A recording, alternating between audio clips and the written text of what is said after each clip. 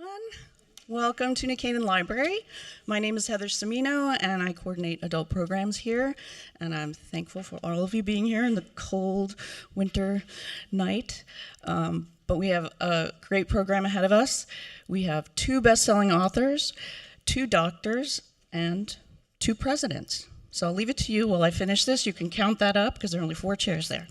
Okay, so we have Lisa Genova joining us this evening to talk about her new book, which is called Less Maddy, which just came out on Tuesday. Lisa has a Ph.D. in neuroscience from Harvard University, and she has a special ability to capture a special place in contemporary fiction because she marries her stories with neurological conditions, but with a shared human condition. So it's sort of those 2 aspects that have come together in this book that I think make it successful. Lisa is the New York Times bestselling author of the novel Still Alice. You'll remember it was made into a movie starring Julianne Moore, if I said that correctly, yes, and she won an Oscar for her performance. So you might know Lisa through the film. Then Anne is going to be in conversation with Lisa up here on the stage. Anne is also a best-selling author. She has written the novels called The Foundling, The Children, The Good House, and more. And she will also be here at the library presenting her new book called I've Tried Being Nice. So look at the calendar. She'll be here in May.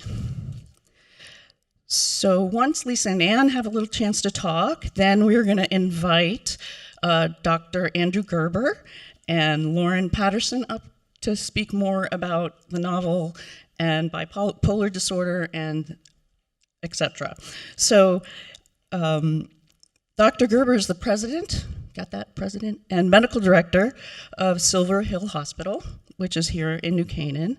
And then Lauren Patterson is the president, and she and CEO of the Canaan Community Foundation. So we are among greatness this evening. After the panel, we'll open it up for question and answer. My colleague and I will have microphones in the back, so we'll come to you when you raise your hand so everyone can hear your question. Eve is here from Elm Street Books. She has pre-signed books for sale. And then if you'd like your books personalized, we'll have that in the back of the room after the presentation. So with that, please welcome Lisa Genova and Ann Leary. Okay. Hello. Hey, Lisa. Hi, Ann. Hi, everybody. I'm Ann Leary, and I want to thank you all for coming out on this freezing cold night. I want to thank Heather for organizing and introducing us. And I'm just thrilled to be here with my very good friend, Lisa Genova. When I saw she was coming to New Canaan, I asked if I could be her conversation. I'm so glad you did. And I love her, and I love her new book. I love all her books. And so let's just start. Let's just get right into this. I, as you know, read it months ago, but just got to reread it again. And because the book just came out, I'm assuming most people here have not read it. So maybe you could just give us a little summary of More or Less Maddy. Okay. The story. Okay. So Maddie Banks is 19 years old when the book opens up. She has just finished her freshman year at NYU and had a hard time that year. She wouldn't say she was depressed, but she was. Her boyfriend broke up with her twice. School was a lot harder than high school. She didn't really find her circle of friends yet, so she was a bit out of sorts. But she gets home for the summer, and routine is in place again. Mom's making all the meals, so she's eating healthy, going to bed, getting good sleep. She's exercising. She gets back with the boyfriend. She's feeling better. Shows up at school in the fall, and everything is still wonderful and in place for her, but she feels awful. And this time the depression is heavier. It's worse. She's having a hard time focusing in classes. She doesn't really want to get out of bed, get dressed. She feels heavy and kind of worthless. And she gets a letter from the dean saying that she actually needs to bring her grades up, or that she's going to risk being kicked out of school. So in a panic, she goes to the health center to get an excuse. She's looking for an extension and an excuse for class. They give her that, but they also give her an antidepressant. And because what's actually going on in her brain is that she has bipolar disorder, that antidepressant catapults her into her first manic episode. So the story is about this young woman who has sort of already been questioning culture's pressure on her, like a lot of young people, to go live a normal life. So you're going to go to college and find a major and have a career and a husband and have children and all the things. She's sort of questioning if she even wants that. And then she gets in swoops this diagnosis, which is so chaotic and so big. And she's just trying to figure out her identity as stepping into adulthood, and bipolar is saying, this is who you are. This is your identity. So the book is about her struggle with wrestling. Who am I? Who am I allowed to be? What am I allowed to feel? Am I allowed to trust myself? And sort of figuring out the distinction between I am bipolar and I have bipolar. I love that. You know, I loved also that you made Maddie the age she is, because that is an age, early, college age, early adulthood, where as I was reading it the first time, I thought this is it's hard, and we can talk later with the experts about this. It must be hard to diagnose people at that age, because that is an age where we do experience, or maybe I should just speak for myself, kind of drastic mood swings and a lack of a clear sense of self, right? And so I love that you had, Maddie be hitting a crisis with this at her age, which I think is probably, you could tell me, is that an age where it's typically diagnosed in your research? Yeah. Yes. So it is. The average age of onset is late teens, early 20s. So I knew that's where I needed my character to be. And you're right. Like in the very first doctor's appointment, when mom is there with her, the mom just does not want this to be happening to her daughter, and has actually lived through this with her first husband. And so she's kind of arguing with the doctor, like, well, she's a teenager. All teenagers are depressed and moody and mopey and anxious today. Can't this just be something that's normal, that's gonna pass? There's so much. First of all, this is a Connecticut book. It's set partially. Maddie grows up in Connecticut, and her family still lives there. So it's kind of nice that we're here in New Canaan talking about it. But I also felt. Now I'm looking. Are you going to do an ADHD book soon? Because I need that one. Oh, you have done one. All your other books, though, that you have written about Alzheimer's and traumatic brain injury and all these other disorders of the brain. Why? What is the difference between those kind of disorders and a mental illness, such as a bipolar disorder? Is there a difference? I love that you asked this, and we didn't go over this ahead of time. And it's not in this my is so thing. good. This is why we should take this on the road. So I write about anything going on with people who are ignored, feared, or misunderstood for what's going on in their brains. Those are the stories I want to tell, because fiction is the place where you get to walk in someone else's shoes and experience empathy. Like, what does it feel like to be that? And you're probably not going to pick up a nonfiction book, or certainly not a textbook or a scientific paper about Alzheimer's or TBI or bipolar disorder if it doesn't affect your life. But you might read a story. And then you gain access to understanding it. And then when you do come across someone with it, you might feel comfortable enough to not look away. So interestingly, this is the first time I've chosen to write about something that's categorized as a mental illness. But that categorization is arbitrary. There's no biological reason to carve out depression, bipolar disorder, schizophrenia, anxiety disorders, and call them mental illness. And I think we're actually doing a disservice to folks, because think about it. You don't say that someone with Alzheimer's disease has a mental illness, right? There's a biological disorder. It's a biological disease. There's something there's something deregulated in your neural processing with bipolar disorder. It's a brain illness, but by calling it a mental illness, now I think there's stigma and shame and taboo attached to anything that's going on from the neck up if you've got any of these conditions. But there's another level of fear and dismissiveness and distrust if what you've got is called mental illness.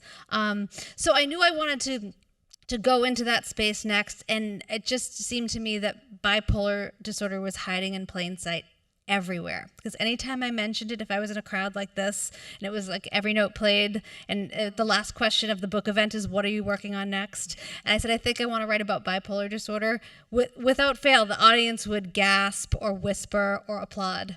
And I'm like, wow, that's not happened. So everybody's dealing with this. I think probably everyone has been touched by it in their family or in their circle of friends. Much in the same way as substance abuse. And I really like that in this book, Maddy, too, does a little bit of spiraling with, abusing substances. But again, I also love that she's in college. That's when people do that. But I was I really noticed, and I've noticed this in my personal life, but this reminded me of it, that there is a lot of similarities, maybe not so much for the person who's struggling with the disorder themselves, but for their family. Similarities if you have a family member who has a serious problem with substance abuse or with bipolar, and it is this... Well, is it denial? If a person is bipolar and they aren't accepting a diagnosis or not taking their medication, is that considered denial, or is it just part of the disorder that they can't recognize it in themselves? I'm just recognizing that the frustration of the parents. And then the shame, a little bit of the shame, the mother actually wanting, I think at one point the mother says, Maddy thinks that the mother would prefer if she were an addict. But I've known in my personal life where addicts would have preferred a bipolar diagnosis so they could keep using their substance. So did you look into that at all? Or is that something, the shame and the stigma, I guess, is what? Okay, there's a lot going on here. And then, all right, so let me back up to something I think you were getting at first, which is this notion that people who have bipolar disorder go off their meds. Right. And do they do that because they're in denial? They think they're fine and they don't have this. I don't think that's it. There's a little bit of that. Let me explain a little more. So when you're diagnosed with bipolar disorder, there's no blood test. There's no brain scan that says, here, you have bipolar disorder. They exclude other things, and you're really diagnosed based on a conversation, probably with a doctor you've never met before, right? You're being hospitalized probably in sort of like a crisis situation. And so, okay, you've been diagnosed, you've been given medications. It's probably lithium or a mood stabilizer, which like an anticonvulsant and anti-epilepsy medication, or a second generation antipsychotic medications. These are aimed at like keeping you from going into depression or swinging into your next mania. And the problem is that these drugs were not designed for bipolar disorder. They're serendipitously discovered drugs for other illnesses being used for bipolar disorder. And so they act on receptors all over your brain, very nonspecific, which means they're promiscuous. We call them promiscuous. They cause a lot of side effects. Okay, so if you're taking medication for bipolar disorder, you might feel chronically nauseous, which is horrible.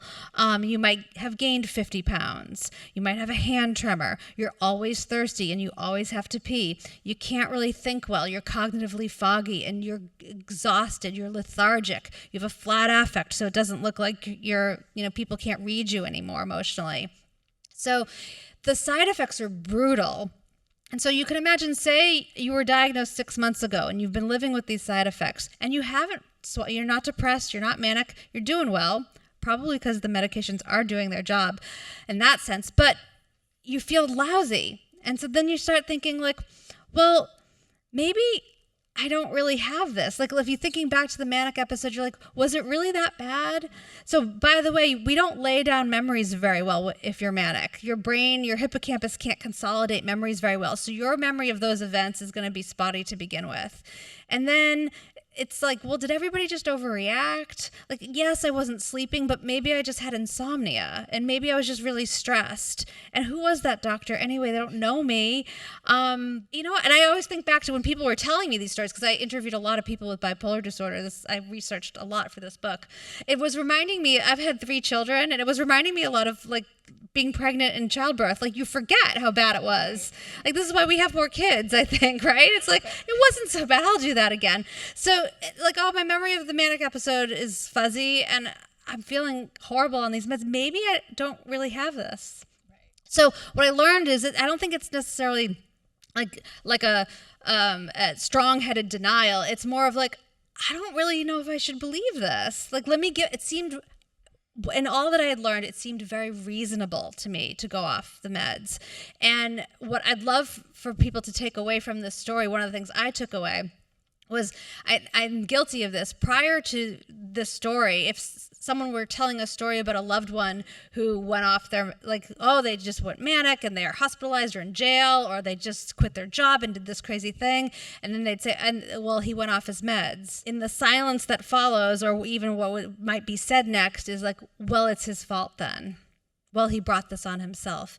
And what I have learned instead is to allow more compassion and space for grace. And that makes sense, right? Mm-hmm. That and physicians say it usually takes 3 times of doing this before people become committed to, like, okay, that clearly doesn't work. I've tried it. It would have been so nice if it worked and I didn't need these meds, but I do. And so it's part of the journey of being convinced. Again, without the blood test and the scan, I think where's the proof? Yes. The relapsing is the proof, unfortunately, because it can be devastating. And then I forget the second part. You know what? I actually want to say, I can't even remember either, but I want to say that also, this sounds really grim, and this book is so funny because the main character it's told from her point of view, first of all, and she's funny. And she's so funny that she decides she wants to try doing stand-up comedy. And I wonder I actually know because I know you, but what I love about your writing is many things, but how well you research things. You actually do know a lot from your education, but also tell us about researching the stand-up comedy part of this, because that is very fun. Thank you, honey. So yeah, I decided I wanted her to be an aspiring stand-up comic for a few reasons. One, I thought the book could use some levity. I think that, we humans do use humor as a way to connect with each other over uncomfortable or difficult topics. I also love the idea of her choosing something outside of the norm. Like, this is not a 9-to-5 job. This is not what mom from suburban Connecticut is going to want her to choose to do for a living. And then I also loved the kind of the metaphor of being on stage as a comedian, and if you're killing it and everybody's laughing and they're getting everything and you're just connecting and vibing, and the comedians have all told me it's the best feeling, and that's a high that you want to chase and have again, sort of like mania, as a metaphor for mania. And then if you're bombing and nobody's laughing and everybody's got their arms crossed and they're just not laughing at all, it's the worst feeling and you just want to crawl into a hole and die. So I was like, oh, it's kind of like a rapid cycling, like mania depression, like within that one space. Yes, that 15 minutes. Yeah. Right. So I was like, oh, I like that as for a literary device. And then, I did a lot of research. So I interviewed a lot of comedians to begin with. So I interviewed Amy Schumer, Maria Bamford, who also has bipolar disorder, so she was a 2-for-1. Oh, great. Did you know that before? I did. So what was so weird is years ago, I'm in an airport, Hudson News. I grab Judd Apatow's Sick in the Head. Okay. And it had been sitting on my bookshelf in my bedroom for years. I just didn't get around to reading it. And then as I'm beginning this book, I'm like, I have a comedy book here somewhere. So I grab it, and I just kind of, each chapter is a different comedian. And so I just kind of flip, and I open to the chapter on Maria Bamford. And not knowing that she was going to be in there. But then I remember, I'm like, I went to college with her for a year. She went to Bates for 1 year before she transferred. I totally remembered her. And then I'm reading it, and she talks about having bipolar disorder in there. I'm like, oh my God. That's how I contacted her. That's perfect. I think there are quite a few comedians and artists. Actually, I think at one point I kind of romanticized bipolar disorder because it seems that a lot of poets, painters, artists have struggled with that historically. Did you? So people have brought this up, and I think that some of that is true, and yet the example I use is like the stats out there is that about 1 in 50 people have this, and you've got to imagine that number is highly underrepresented of what's actually going on, because it takes a certain amount of privilege to get to a diagnosis of bipolar disorder, right? Okay, so that number is not. There's many more people who have this, and so. If you're thinking like, oh, it seems like a lot of comedians have bipolar disorder, it's like, well, dentists do too. They're on a stage like sharing their personal lives like in a public way. Like they're using what's going on in their life to create their comedy, to create their art. Accountants probably aren't telling you that they have bipolar disorder, right? Yeah. So I have a feeling it affects every cross section of life. Yeah, it's not limited to creative people. Before we bring up our experts, I wanted to just talk to you a little bit about your writing process. And I just want to explain this very embarrassing thing happened when I first met Lisa Genova many years ago.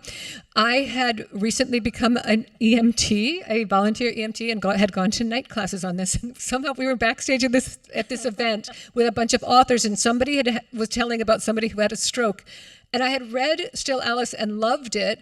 But I had not, I guess, read the author's, bio or something. So I thought she was like the rest of us, just wrote books and didn't know anything about anything. Anyway, I proceeded to explain to Lisa Genova what a stroke is. And Lisa was so gracious. She allowed me to do that with my 3 months of EMT school background.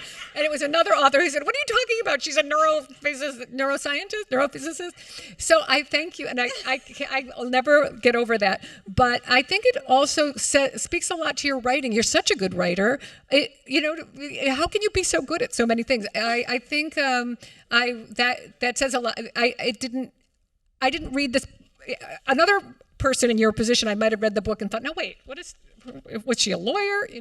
Anyway, I just had to share that story. But now I want to talk about your process, your writing process. Do you write every day? When you're working on a book like this, let's start. Do you write every day? What time of the day? Okay.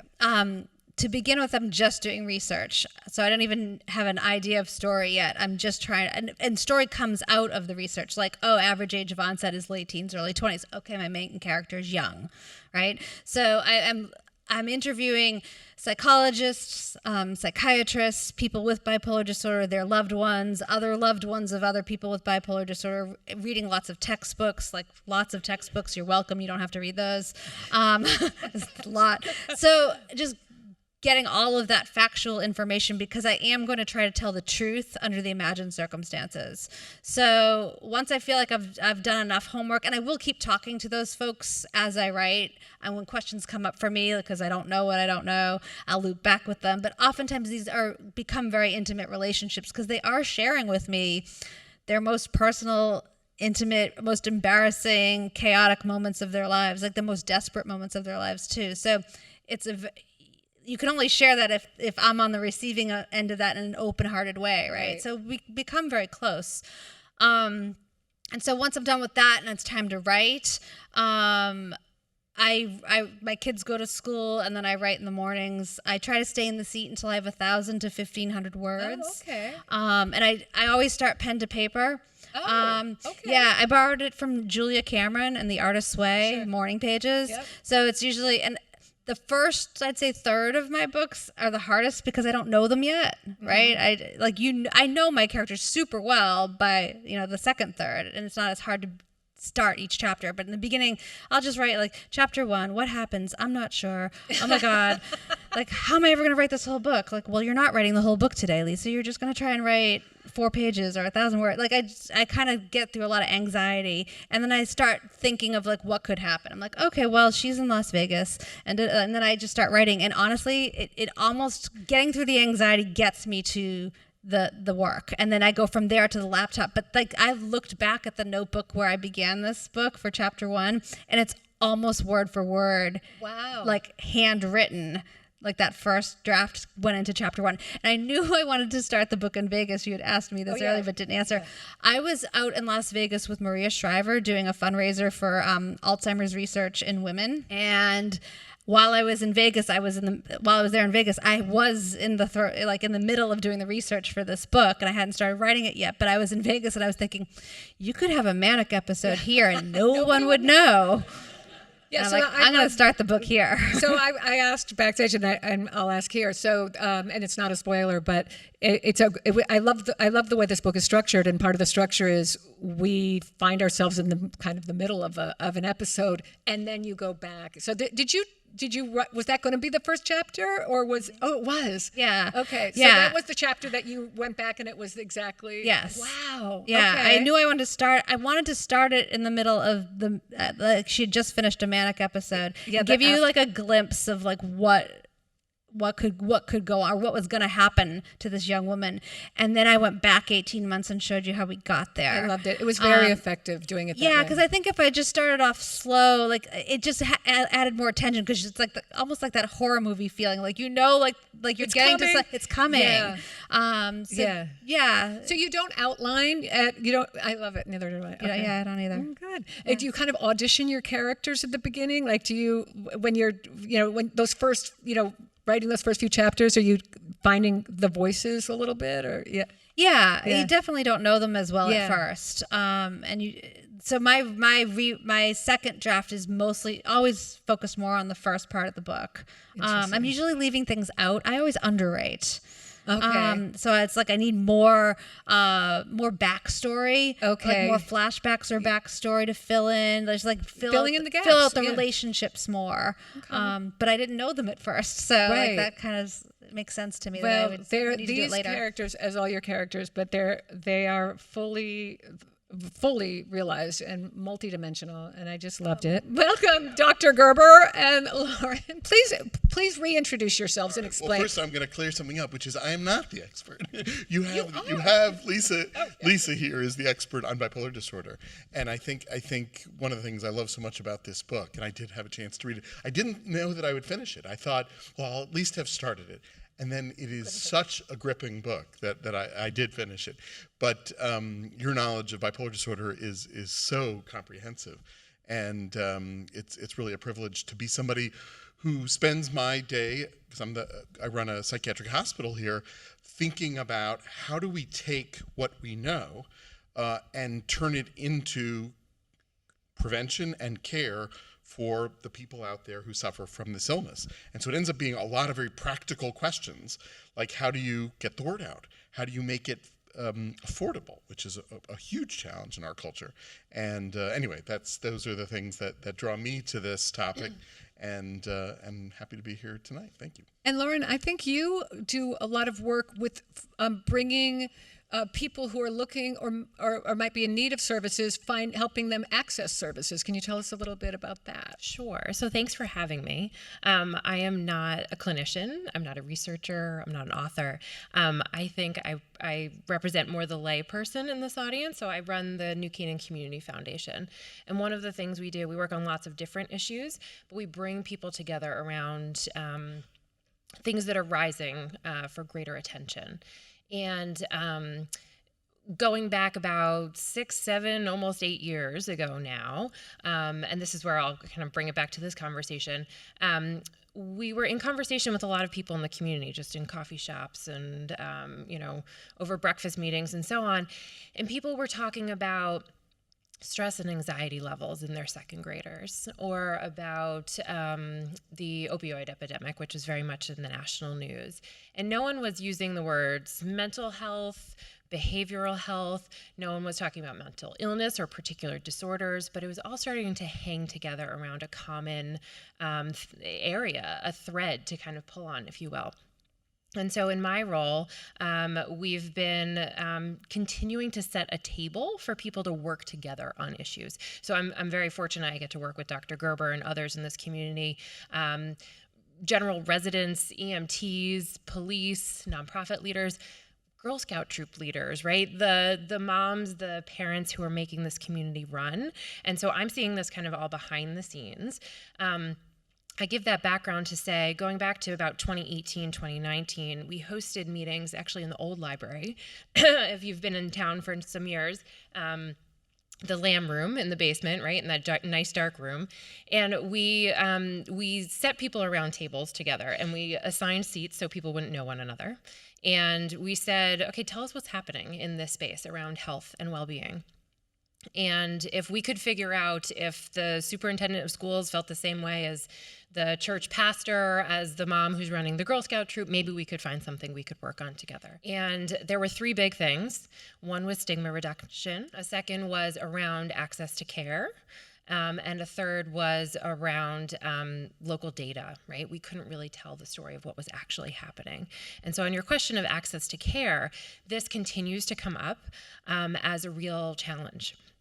We are resource rich in this community. We are program rich. There are nonprofit providers and great hospitals and clinicians and therapists quite dense in this community and nearby, but it's a very, very dizzying system to navigate. And so those are some of the things that we've been working on. If somebody in this community wanted to help with people who could, say somebody, if somebody is in need of Silver Hill, for example, but can't afford it, would you be somebody who might be able to help them find access to funding or some kind of support? Sure. So it's not us, but I would say we work with the people who are your providers. And so something that came out of those conversations in 2019 was the need for navigation, right? You don't want to just go on to Psychiatry Today and drop in your zip code and hope for the best. And maybe I'll call someone who's got availability or maybe not. So something that was stood up over a number of years in this community now is at Silver Hill Hospital. It's called the Urgent Assessment Program.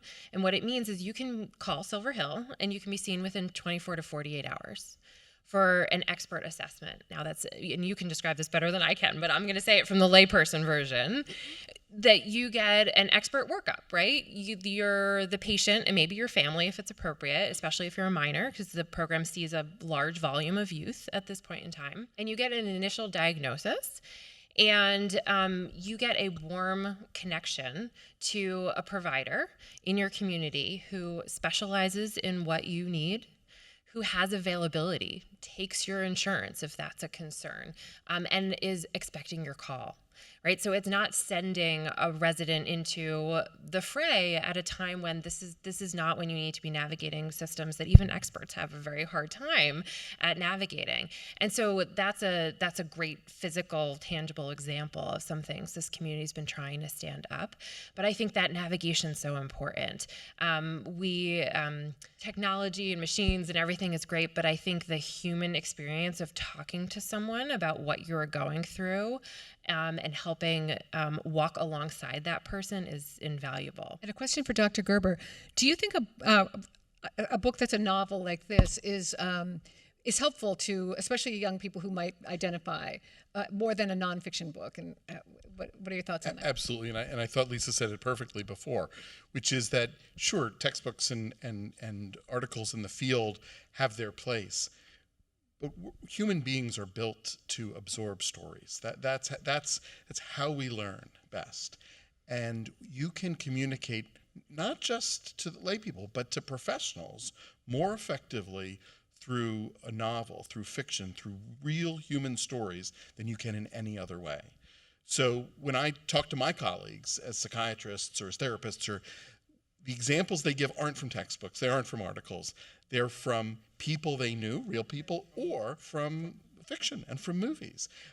So I actually see, introductory courses to psychology or psychopathology, introductory medical school courses using this book as the most effective way to get people to understand the science as well as the human side of this very human element. That makes sense. I know as an author, I mostly write fiction. I feel that I can be more honest when I write fiction because I can tell the truth about people, especially if it's people that are based on people I know. I can be more honest. If I were to write, and I've written memoir, I have to be less honest or get kicked out of my family or sued. I also think we have such a desire in our culture, but maybe it's human nature, to have what we think of as certainty. And the truth is that one of the greatest challenges in understanding psychiatric illness is we're certain about virtually nothing. There's so much we don't know. And if you put that in a textbook, people would think, well, that's a bad textbook because it didn't give me the answer. But if you put it in a novel, it's a human story. Because we know that about relationships. People are complicated. They're multifaceted.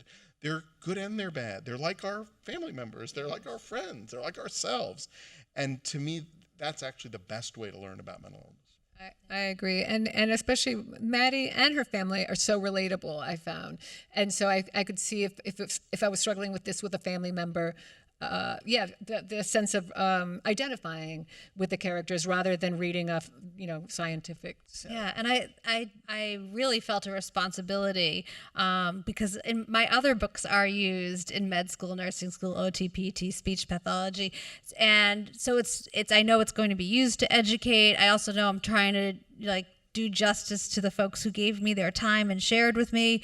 I did get in touch with the physicians that I interviewed, and when I finished the first draft, I told you, to Andy Nuremberg and a couple of others, like, can you just make sure that anytime the doctor's involved that I was accurate, and everything having to do with medications is accurate. And I really want, in all of my books, like one way that I deviated from telling the truth is that it usually takes about 7 to 10 years to get to a diagnosis of bipolar disorder, and often many physicians. And like with Still Alice, in this one I gave, I don't want to write an 800-page book. You don't want to read that either. So I give her a straight shot to diagnosis. And I also am showing you like sort of the ideal conversation that should be in place. I'm not going to give her a bad doctor. None of the doctors in my books are bad doctors. I want you to know what the conversation you deserve to have. So if these books are read by people who are then going to have to experience this, and they're like, wait, I know what this conversation should sound like because I've read it before.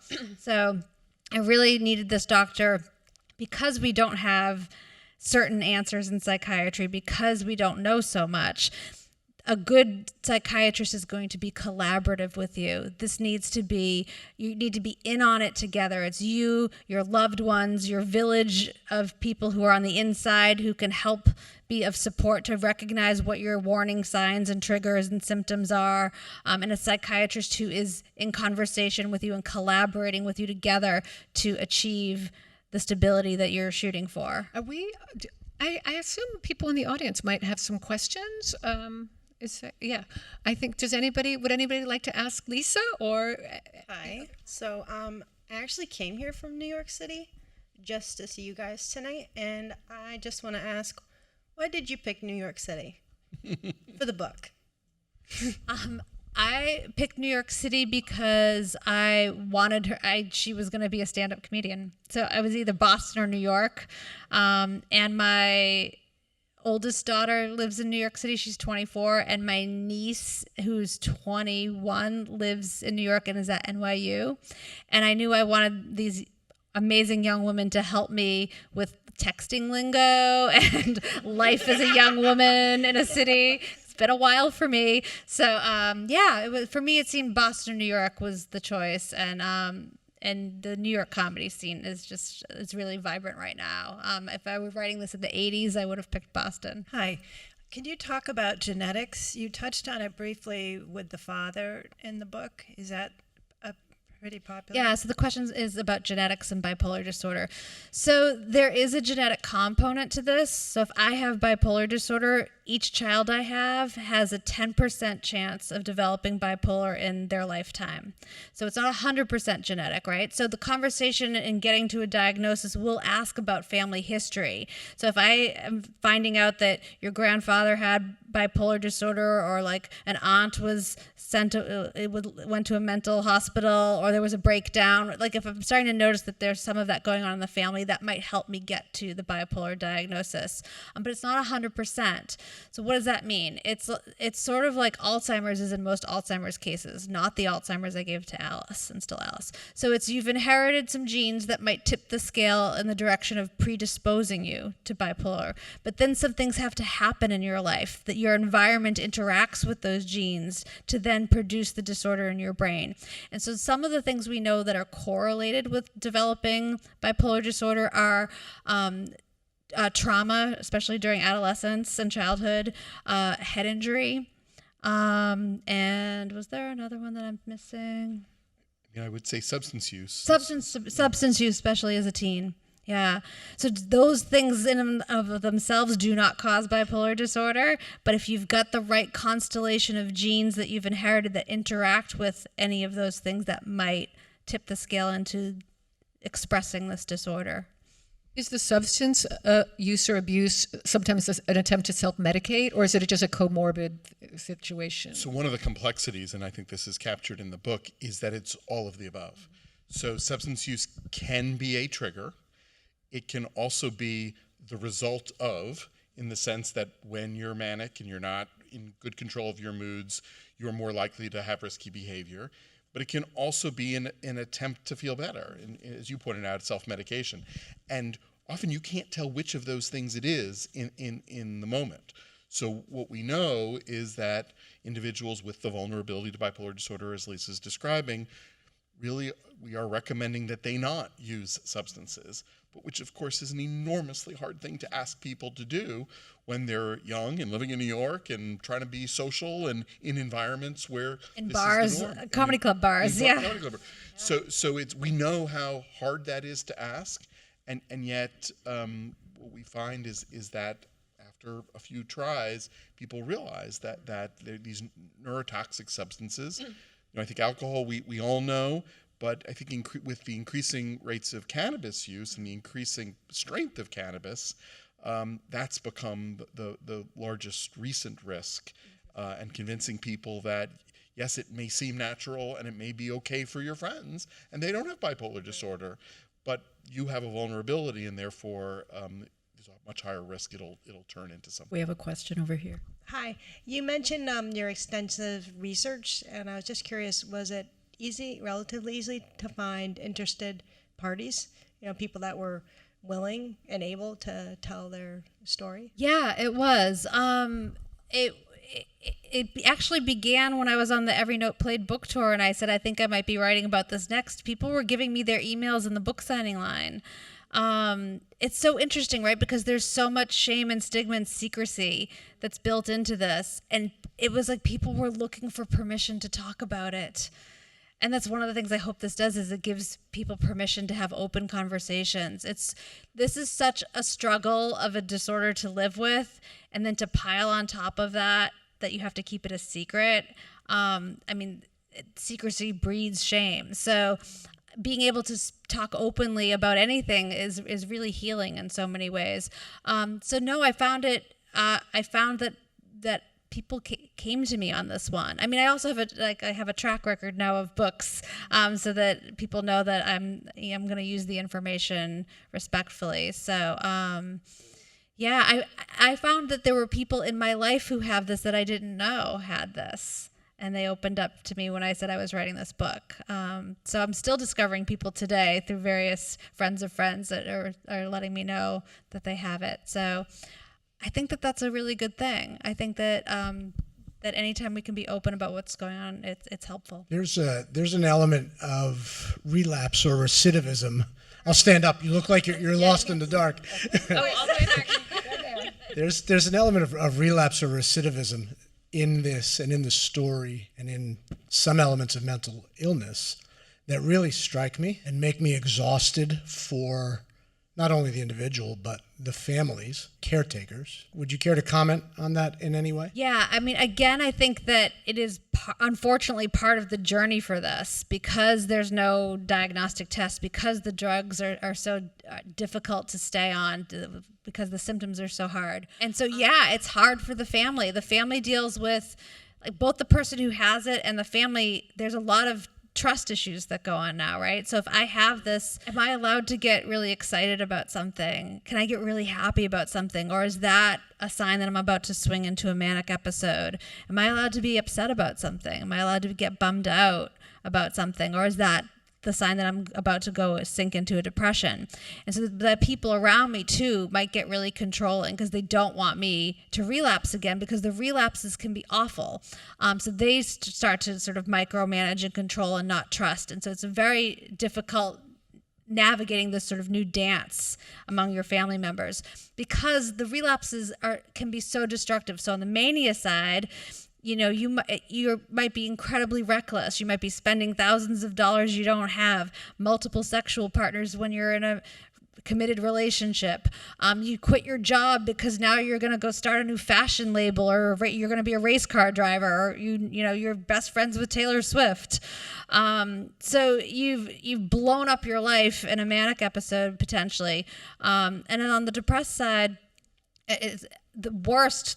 Mania is horrible, in terms of blowing up your life and everybody's having to deal with the chaos, and it's often a very public thing. Depression is the worst for people who have this. It is not just sadness. It is not just a psychogenic pain. It's a physical pain. It's tormented. And then in either state, you can have what's called a mixed state. So you're not necessarily just euphoric when you're manic, or depressed when you're depressed, you can also feel agitated and restless. And if you're feeling that way when depressed, you're at high risk for suicide.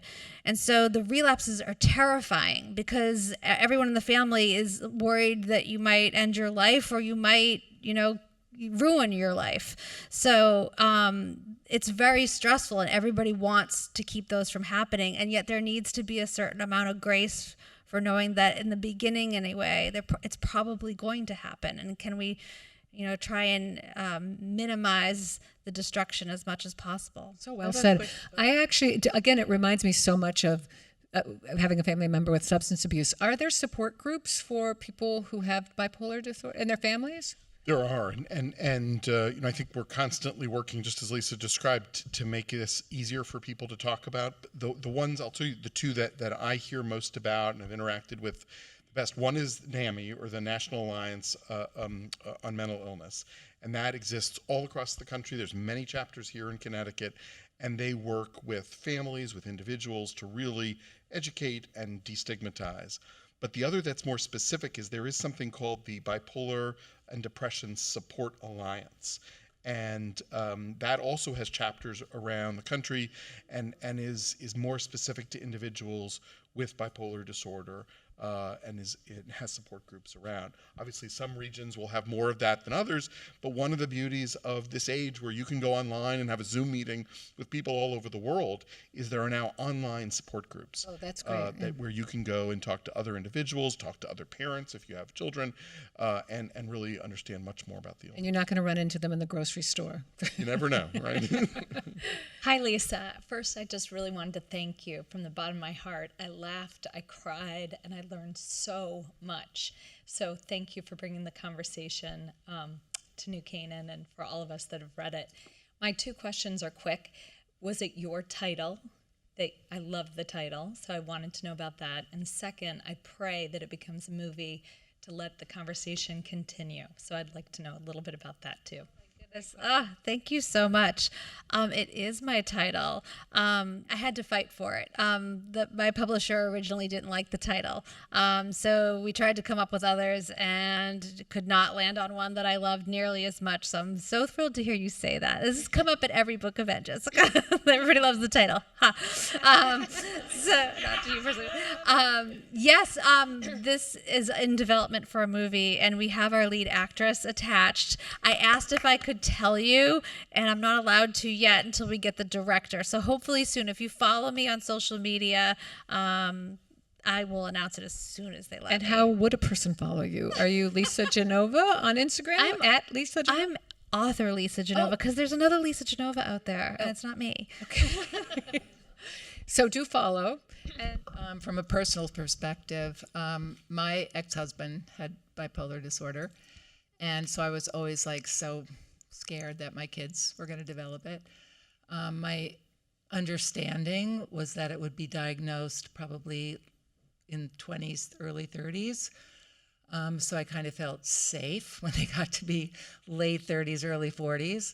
But then my best friend's husband was diagnosed with his first real significant clearly manic and depressive episodes when he was 75. And they said he probably had it all his life, but she had been married to him for 50 years and had never seen anything. Can you speak to that a little bit? Sure. I mean, it's very unusual to see it that late. I guess I could say a couple things. One is very often when the diagnosis is made, I think Lisa alluded to this, you look back and you see things that at the time weren't identified as depressive episodes or even what we call hypomanic episodes, which are not fully manic, but a smaller degree, and you realize that the diagnosis had been there longer. So, at the hospital, we'll certainly see people who come in and they say, I didn't know I have this, and they could be in their 40s or 50s, but when we look back, you often see something much earlier. But the other thing I'll mention is, as Lisa pointed out, we don't know what really the underlying neurobiology is. We know it's a brain disorder. We know a lot of things about that help it, but we figured those out serendipitously. But there's every reason to believe that other brain injuries, you mentioned TBI, but I could imagine other things that accumulate over a lifetime can also trigger a worsening. So for somebody who would develop a first episode with no history at 75, my guess would be that there was something else going on in the brain that had something to do with that. In the end, I'm not sure it matters terribly much because you treat it similarly, but most often when you have the full history, you find out that the first episodes were more than No, that was really well said. And one of the people that I interviewed for this story, her father was also diagnosed around the age of 70, but she said it helped them all go, oh, now it all makes sense. They just thought he was really erratic and he drank too much and he was eccentric and yeah, it's a generation ago too, right? Like we didn't, mental health is more part of the conversation now. Getting a therapist now is something that men might do that they wouldn't have done, 60 years ago. So things probably got overlooked culturally back then too. I have a quick one. What are the current medications that are found to be the most effective for treating this? So lithium is the most effective. It is very good at preventing mania. It's less good at preventing depression, but it's actually really effective at preventing suicide. So it's a really powerful, important drug for treating bipolar disorder. That said, over the course of 1 to 3 years, about 50% of people will relapse. They'll go off the lithium or they won't prevent one of those episodes from happening. The other category of drugs that are used they're called mood stabilizers, and these are anti-epilepsy, anti-seizure drugs. So they're also very good at regulating mood, energy, sleep, thought. And then another category that's used most often is second-generation antipsychotics. So these are tranquilizers. These are really good at keeping you from swinging manic. Now, you don't want an antidepressant if you have bipolar disorder because that will actually cause a manic episode. So if you're trying to prevent depression, there are other things that that the doctors will try to use to combine together to have an antidepressive effect without your standard antidepressants. I mean, you might also be on anti-anxieties, anti-OCD meds. There are other meds that might get thrown in there too, but you can imagine you've got a handful of medications that you're taking every day, and this one causes nausea, and this one causes hand tremor, and this one also causes, so you're dealing with a lot of side effects.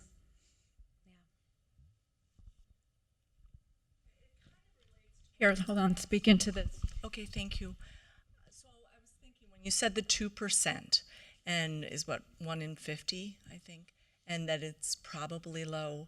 And I was wondering, can the condition be managed without diagnosis and without medication? Can a person do we have cases? So I guess, Anne, are there cases where people, or then they got diagnosed at some point?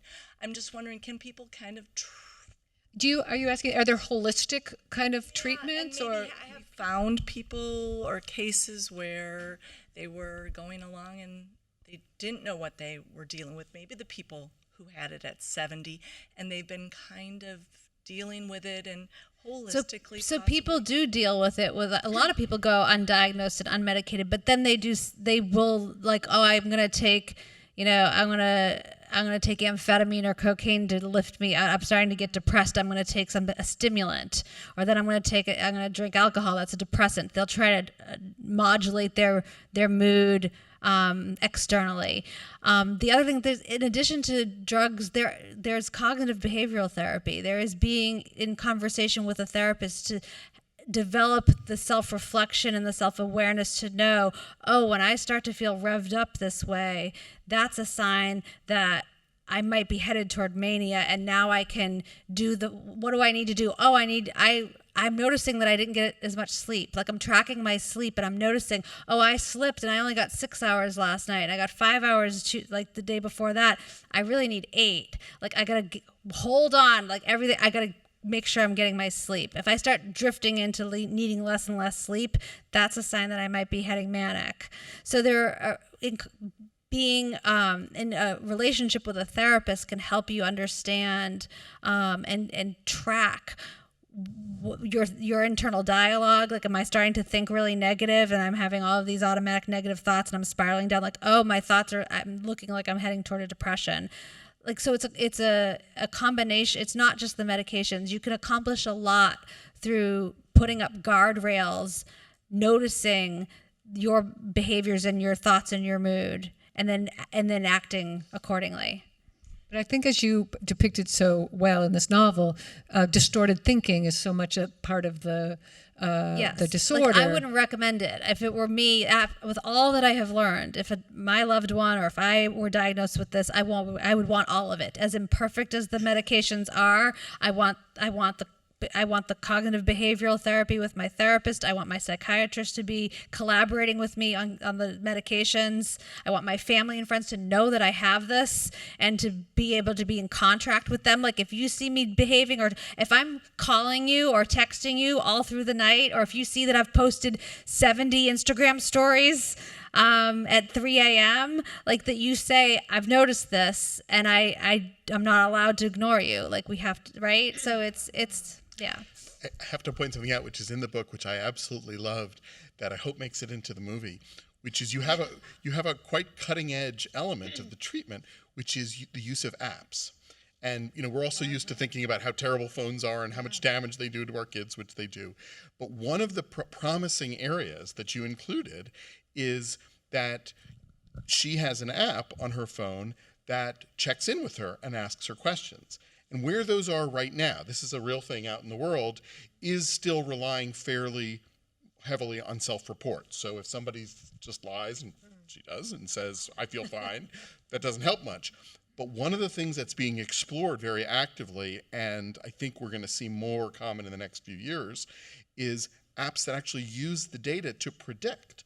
So if you look at how much someone is texting, you can actually quantify that without, invading their privacy, looking where they are, looking how much they spend.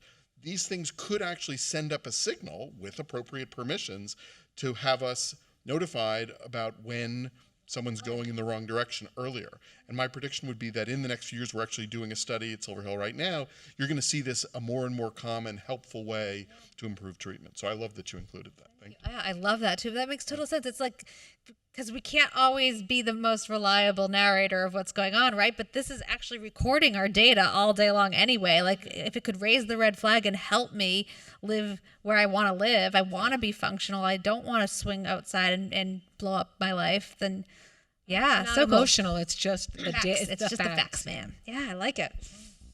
So all of the examples of mania that are in the book and you hear about are very extreme. You're spending $20,000 or whatever the activity is.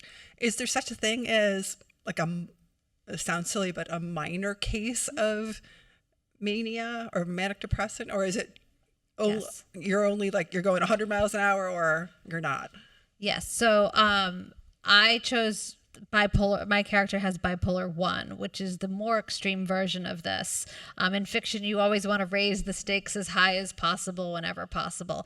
Bipolar 2, you don't ever swing into full mania. It's called hypomania.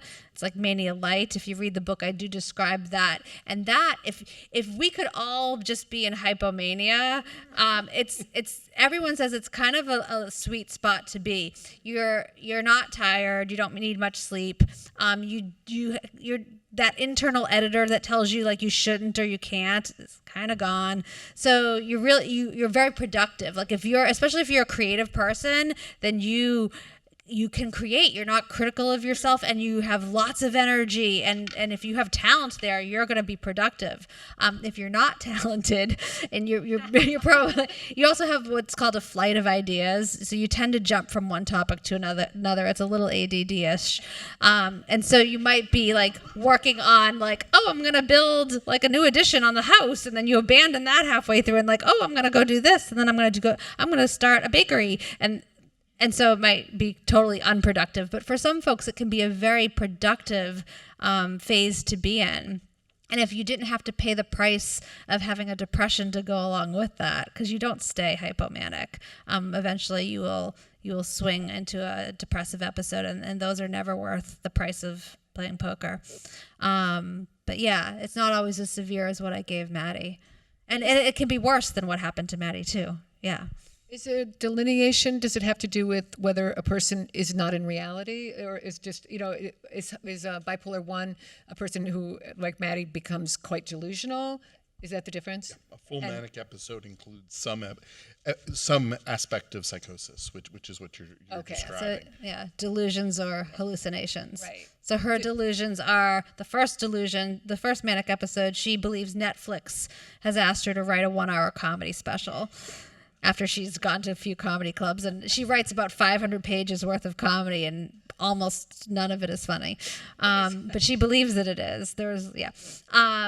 And then she also believes that she's writing Taylor Swift's memoir and that they know each other. Taylor Swift, people, if you're Taylor Swift fans, this is the book for you. Yeah, so comedy actually becomes a real thing that she becomes very interested in, and her family's having a hard time believing that it could be real because it's out of left field, and the first time she started talking about it's mixed up in this manic episode.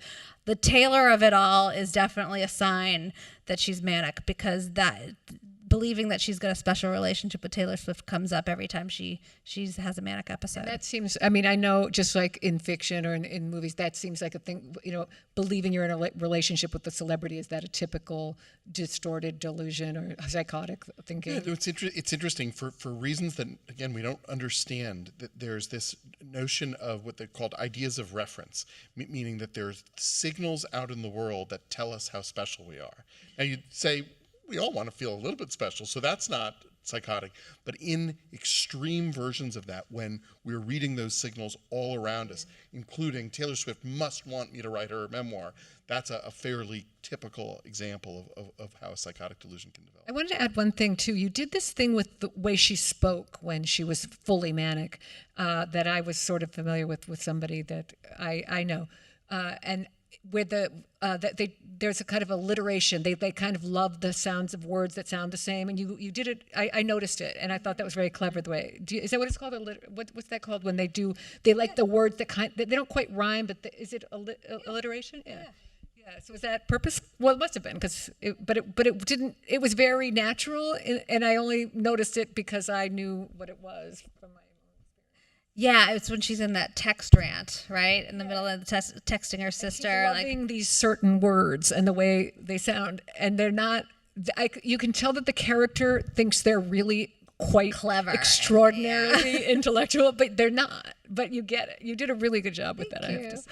Yeah, it was, I have to say, I mean, as heartbreaking as it is to do these terrible things to my characters, like as a writer, writing her manic episodes was fun. I mean, it's like all of my guardrails are off now, right? I can be as big and expressive and let things fly. And so I was writing that really fast as well, because she's just texting and she's got so much to say, and she's got all these ideas, and she's got the best news ever, and she's brilliant at everything because she's manic. So yeah, it was fun writing that. Oh. Breathless. Yeah. I have a question. Sorry, I didn't read the book yet. Okay, it's next on my list. But my question is, I'm hearing you talk about manic episodes, and it keeps sounding like you're using words like euphoria and like it's such a positive thing. Don't misunderstand. I don't mean it, but they seem to be. Can there be negative mania is what I'm trying to say, like ranting and anger and things like that. So two things. She's having a ball spending that $20,000, right? So she doesn't have, like, that's not her money, just like it's her mother's credit card. Like, she's having the best time at these comedy clubs, and she's having sex with all these other guys when she has a boyfriend. Like, so it's euphoric, but it's also so destructive.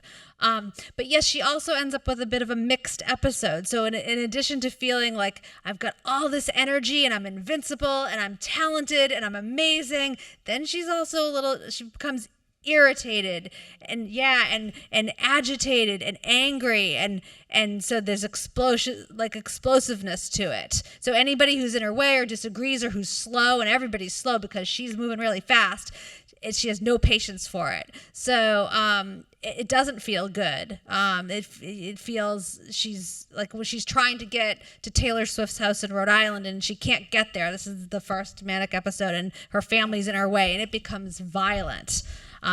So yeah, it's not rainbows and unicorns. No. Was that the final question? Yeah, I think we can wrap things up now and give you some time to autograph and personalize some books in the back. Okay. Thank you very much, everyone, for attending. Thank you so much, everyone. I just wanted to say to you all, I want to thank Elm Street Books. It's my favorite bookstore, and you coming to this event and keeps, Amazon and other big things have made bookstores hard to keep alive. You're very lucky here in New Canaan to have Elm Street. We love Eve and we love Elm Street Books. And I just wanted to say, if you can't come to an event at the library, but an author is coming here, you can call, and Elm Street's doing the books, you can call Elm Street and they will have them personalize a book if you can't come. So that's what Amazon can't do. So thank you, Elm Street Books and the New Canaan Library.